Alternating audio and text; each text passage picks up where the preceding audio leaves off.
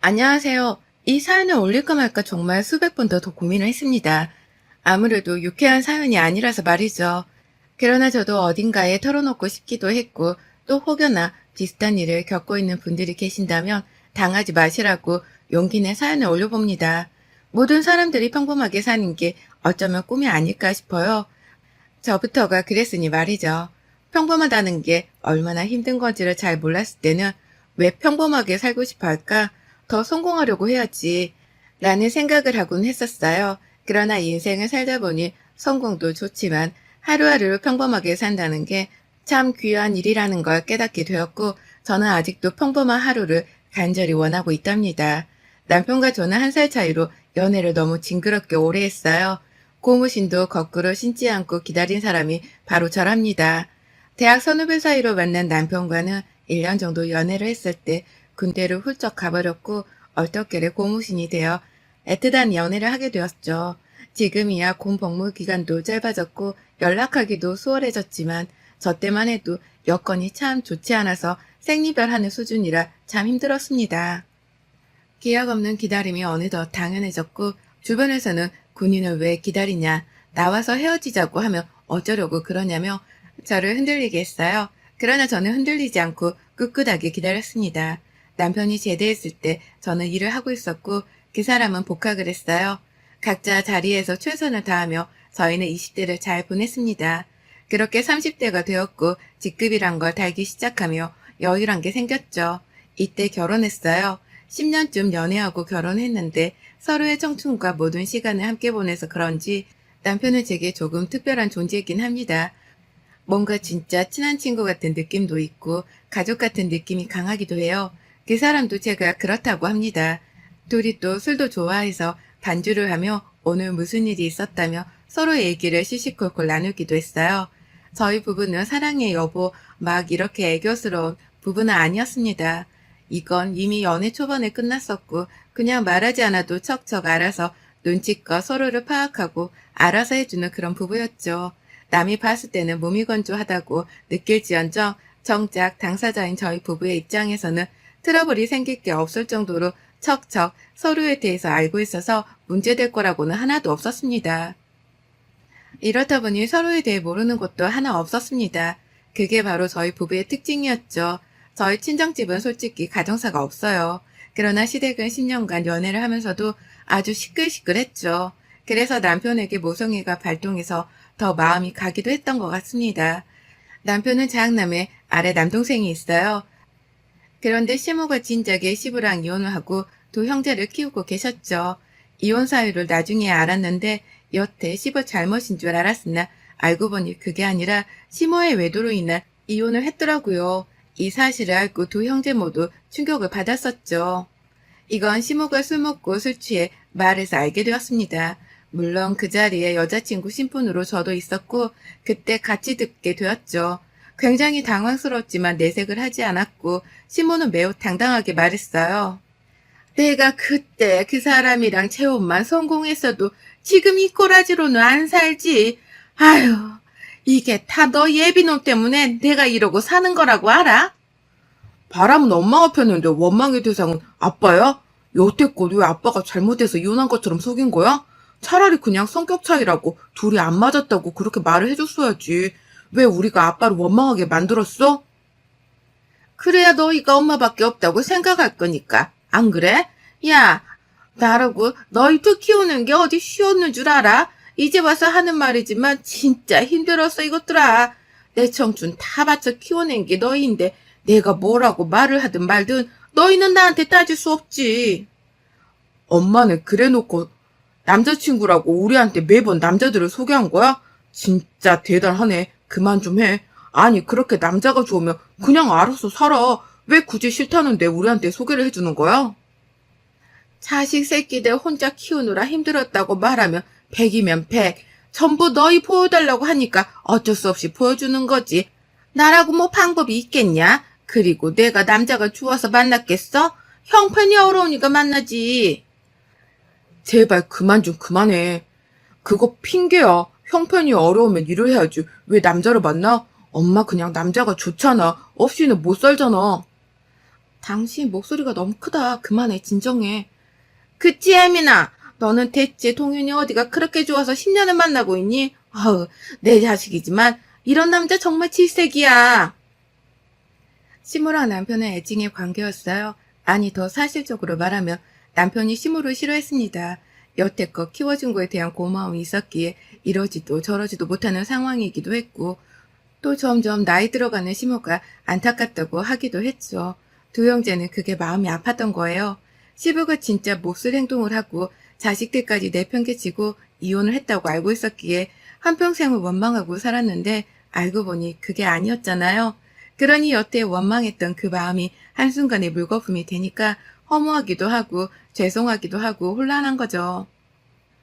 시모는 자식들이 저렇게까지 방방 뛰면 부끄러워서라도 남자 문제를 보이지 않을 법도 한데 아랑곳하지 않고 보였습니다. 제가 본 남자친구만 해도 5분이었어요. 늘 저를 애비 며느리라고 소개를 하셨고 다들 길게 만남을 이어가지 못하셨죠.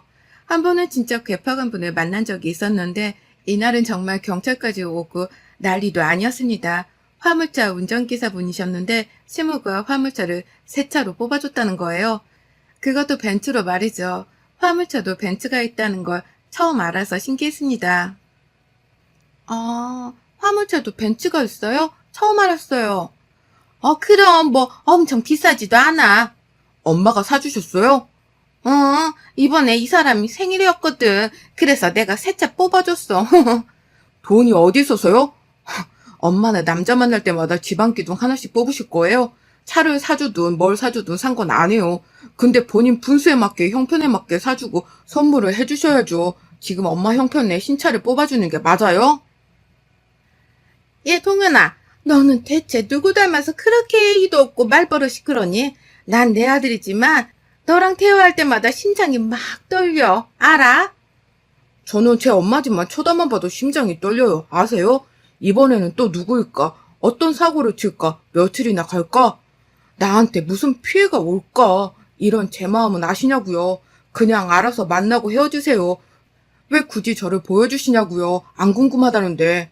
당신 일어나 가자. 아니 그래도 이보게 모자 사이에 관계가 얽힌 것 같은데 그건 둘이 해결할 일이지. 다른 사람을 두고 이러는 거는 예의가 아니지 않나? 거기다 오늘 나 소개받는 자리에서 이게 뭐 하는 짓인가? 이거 굉장한 신뢰라네. 예, 신뢰고 뭐고 그쪽한테 잘 보이고 싶은 마음 없으니까 개념 없다 생각하시든 싸가지 없다 생각하시든 알아서 하세요. 이때 시모 남자친구가 벌떡 일어나더니 서 있는 남편 얼굴에 냅다 물을 뿌려버리는 겁니다. 순간 저는 너무 놀라서 뭐 하는 거냐고 소리를 질렀죠. 지금 뭐 하시는 거예요? 이런 싸가지 없는 게, 야, 너 뭐야? 보자 하니까 어디서 어른한테 말하는 게 졌다고야? 당신은 애교육을 어떻게 시킨 거야? 나이도 처먹은 만큼 처먹은 게 아직도 저 모양이란 말이야? 이 엠뱅알. 이렇게 싸움이 시작되었고 남편은 지지 않고 제가 마시고 있던 콜라를 그 시모 남자친구 얼굴에 뿌려버렸고 결국 몸싸움으로 이어져서 경찰서까지 갔습니다.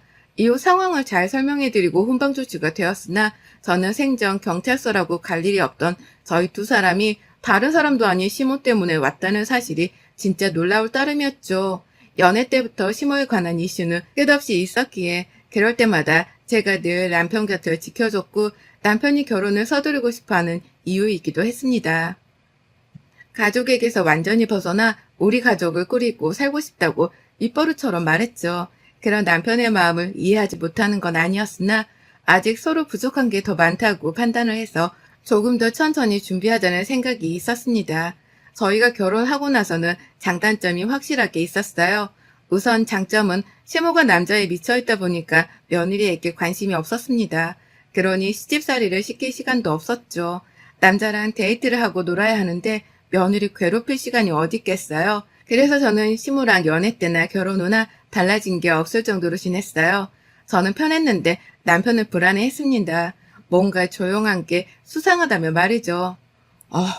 요즘 엄마 너무 조용한 게 수상해. 왜? 당신이 너무 예민한 거야. 저번에 그분이랑 헤어졌잖아. 헤어졌는데 조용하니까 수상한 거지. 헤어지면 심심해서 나를 달달 볶아먹었을 건데. 너무 조용하잖아. 아무래도 또 남자가 생긴 거 아닌가 싶어.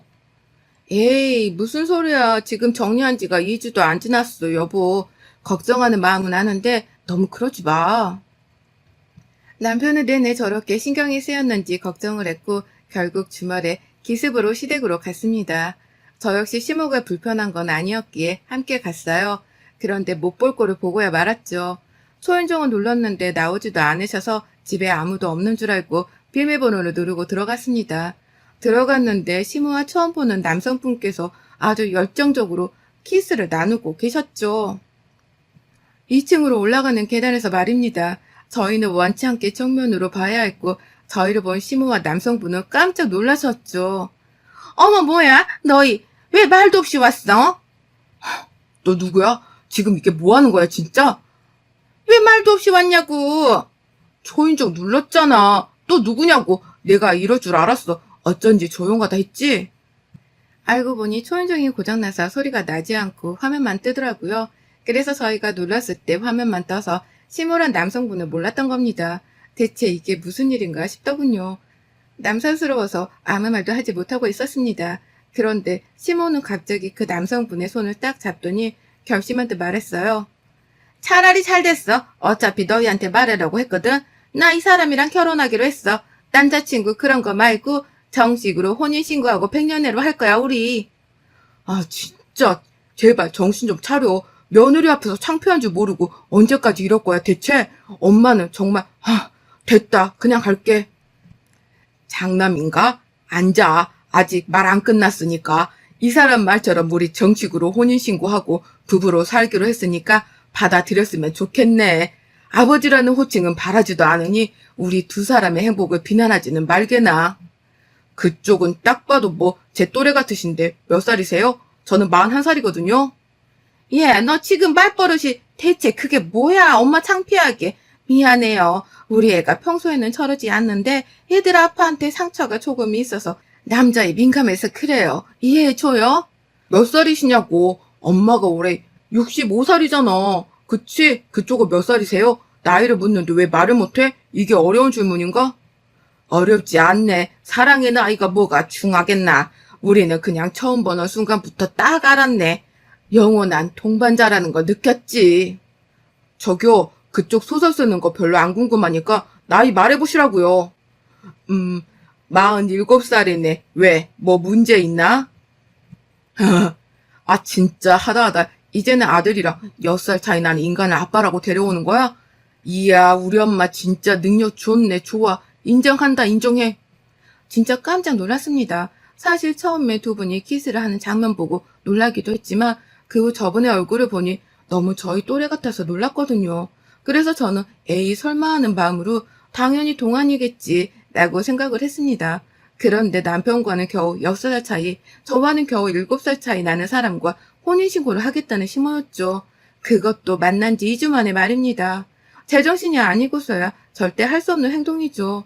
시모 나이가 65세이신데요. 이쯤 되니까 남편의 어머니고 시모고를 다 떠나서 사람 대 사람으로 시모 자체가 이해가 가질 않았습니다. 그냥 정 떨어져서 그런가 싫더라고요. 남편과 남편의 동생이 결사반대에도 불구하고 이 둘은 혼인신고를 정말 했습니다. 그리고 바로 저 남자는 짐 싸서 시댁으로 들어왔어요. 원래 시모와 도련님이 함께 집에서 살고 있었는데 저 남자가 들어오니까 도련님이 열받아서 오피스텔을 구해서 나가버렸습니다. 결국 시모는 2주 만난 남자 때문에 자식들과 등을 지게 되어버렸죠. 더 웃긴 건 지금부터였습니다. 원래 시모는 저에게 관심이 없었다고 말씀드렸죠. 그런데 저 남자가 들어온 이후로 모든 상황이 바뀌게 되었습니다. 본인이 이 집안의 제일 윗사람이다 이거죠. 아무도 인정을 해주지 않으니 열이 받았을 거고 그게 아닐 거오니까 저를 이용해서 남편과 도련님을 움직이게 했습니다. 원래 그렇게 부르지도 않았지만 편의상 시부라고 호칭을 할게요. 며느라기냐? 나다. 네? 누구세요? 누구겠냐 너를 며느라기라고 부를 사람이 머리가 있으면 조금 생각해봐라. 그럼 바로 알지 않겠냐? 너도 참. 아, 네. 그런데 왜 전화하셨어요? 너는 시애비가 전화를 했는데 그렇게밖에 말을 못하냐? 죄송한데요. 저는 시아버지라고 호칭하는 것도 시간이 필요할 것 같고 이렇게 따로 연락 주시는 것도 불편하네요. 그냥 어머님 통해서 말씀해 주시면 좋을 것 같아요. 사실 따로 연락할 이유가 없긴 하잖아요. 너부터 시작해서 자식들까지 모두 정신교육 똑바로 시켜야겠어. 하나같이 싸가지를 밥 말아먹어서는 어디서 말대꾸질이야? 너 집으로 당장 튀어와. 뭐라고요? 말을 지금 너무 함부로 하시네요? 내가 며느리한테 이 정도도 못하냐? 누가 시아버지라고 며느리한테 욕을 해요. 싸가지를 밥 말아먹었다니요. 제가 욕해도 기분 안 나쁘시겠어요? 아니잖아요. 저한테 함부로 대하지 마세요. 어머님이랑 결혼하셨을지 몰라도 아직 받아들인 사람은 없어요. 그냥 두 분 좋아서 하신 거면 두 분 알아서 사시지 왜 저한테 이러시는지 모르겠네요. 뜬금없이 시부는 제게 전화를 해서 나름 뭐 기선제압인 건지 말을 저런 식으로 했고 저는 열이 잔뜩 받았어요. 제 핸드폰이 갤럭시라 통화가 자동 녹음이 되거든요. 전 그냥 바로 남편에게 음성 녹음을 카톡으로 전송했고 남편은 바로 전화가 왔죠. 저 인간 미친 거 아니야? 오늘 퇴근 1시간 일찍 할 테니까 가자. 갈 준비하고 있어. 가만 안 둔다 내가. 남편은 머리 끝까지 화가 나 있는 상황이었고 저 역시 이 상황을 바로잡을 필요가 있다고 판단을 했습니다. 그래서 시댁으로 남편과 함께 갔어요. 그런데 시댁에 갔더니 또 처음 보는 여자와 도련님 그리고 시부모가 나란히 식사 중인 겁니다. 이건 또 무슨 상황인가 싶어서 도련님을 불러서 남편이 물어봤어요. 그랬더니 시부가 좋은 여자를 소개해줘서 만나고 있었다며 결혼을 할 거라는 겁니다. 이제 2달 정도 만났는데 말이죠. 대체 집안 꼴이 어떻게 돌아가는 건지 남편과 저는 미치기 일보 직전이었고 뭔가 저희가 오히려 이상한 사람 같았어요. 식사하는 자리에 남편이 가서 막 따져보렸으나 오히려 도련님이 남편을 쫓아내면서 저희는 쫓겨났습니다. 황당함의 말이 나오지도 않았고 초혼인 도련님과 그 여자는 뭐가 급한지 식도 올리지 않고 혼인신고만 딸랑하고 시댁에 합가해서 살더라고요. 임신을 한 것도 아니고 정말 이해가 가시나요? 저랑 남편은 아무리 말해도 듣지 않을 거고 저희만 힘드니까 그냥 신경 쓰지 말자고 그렇게 얘기를 했습니다. 그리고 정말 냅뒀어요.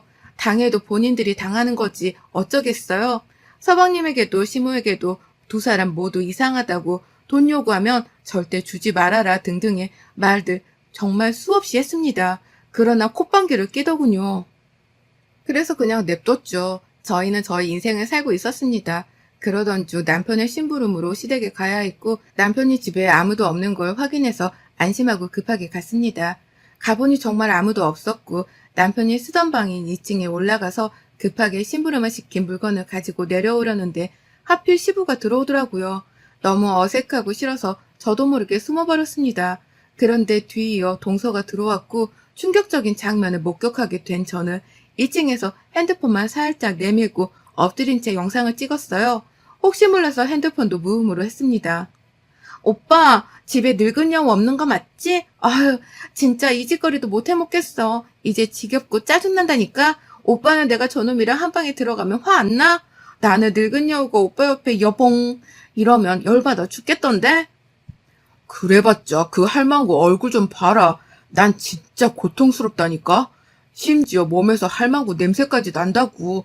우리 이쁜이랑 비교할 게 아니야. 질투를 할 걸 해야지. 그래도 싫은 걸 어떡해. 그니까 얼른 돈 다 빼먹고 가자. 나 이제 이런 거 하기 싫어. 오빠, 우리도 편하게 둘이 살자, 그냥. 응? 그래, 나도 같은 생각이다. 이번에는 우리가 돈이 궁해서 어쩔 수 없었지만 이제는 서로 못할 짓이니까 그만두자 우리도. 대화를 나눈 후 둘은 아주 뜨겁게 사랑을 나눴고 난리도 아니었죠. 제가 내려가서 둘을 대놓고 찍는데 그것도 모르더군요. 저는 이걸 바로 가족 톡방에 보내버렸고 집에 오고 있던 시모는 뒤집어졌고 서방님도 회사에 있다 바로 왔습니다. 그리고 저를 발견한 동서와 시부는 소리를 지르며 난리를 쳤죠. 저게 뭐 하는 거냐며 때릴 기사를 보이길래 시부에게 말했어요. 야, 더러운 죄비 새끼가 어디 감히 누구 몸에 손을 대? 이야, 너네 대박이다 정말. 그니까 너는 꽃뱀, 너는 제비야? 근데 또 둘이 사랑하는 사이고 네 놈이 우리 시모 꼬시고 얘 투입해서 우리 서방님 꼬신 거야? 머리 하나는 끝내주네. 그 머리로 공부를 하지 이놈들아. 야, 너 그렇게 까불다가 죽어 진짜로 나한테? 어? 내가 누군지 알아? 알아. 지 엄마 뻘인 사람이든 뭐든 여자면 다 꼬셔서 제비짓하는 더러운 놈. 하, 진짜 너무 웃긴다. 태어나서 실제로 제비랑 꽃뱀을 처음 봤는데 이렇게 한자리에서 본 게 또 처음이라서 웃겨서 그래. 뭐 웃으면 안 돼? 저는 이것들을 약 올려줬고 집으로 뛰쳐온 시몬은 난리를 치며 제비놈 머리채부터 시작해서 막 다 쥐어뜯었죠. 그러다 결국엔 제비놈이 밀어서 벌러덩 넘어졌습니다. 서방님도 상황은 같았어요. 어떻게 이럴 수 있냐며 사랑이었다며 울고 불고 두 모녀가 난리도 아니었습니다. 그 끝에 내 돈 내놔라며 땅치고 우는데 제비와 꽃뱀은 도망가려고 하더라고요. 근데 제가 그냥 마지막 선물 같은 느낌으로 경찰에는 이미 신고를 해줬거든요. 그래서 경찰에 제가 찍은 사진, 영상, 녹음 파일 등은 넘겨드렸고 제비와 꽃뱀, 시모, 서방님은 모두 경찰서로 함께 갔습니다. 이후 남편은 완전히 가족들과 절연을 했어요. 치가 떨리고 너무 싫다고 하더라고요. 당할 수는 있죠. 그러나 몇 번이고 말했고 한두 번이 아니니 문제라면서 더 이상은 신경 쓰면서 살고 싶지 않다며 정말 냉정할 정도로 딱 연을 끊고 살고 있습니다. 그래서 어떻게 살고 있는지도 몰라요. 아마 여전하지 않을까 싶은 게 시몬은 진짜 불치병이거든요. 여러분의 생각은 댓글로 남겨주세요. 오늘 또 시청해주셔서 정말 감사합니다.